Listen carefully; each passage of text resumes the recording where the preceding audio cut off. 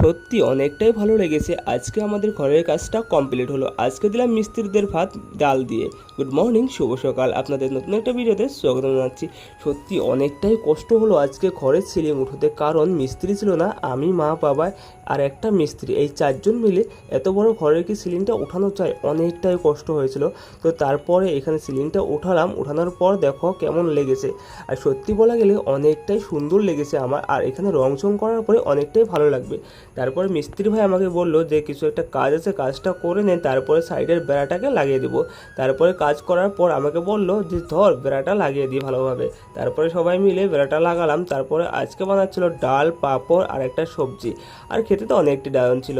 তারপরে আজকে ছিল মনসা পূজা, তো বোন এখানে পুজোর আয়োজন করলো আর সবাইকে প্রসাদ দিল। তো আমার কাজ ছিল, তো কাজের জন্য আমি ভাত খেয়ে চলে গেলাম।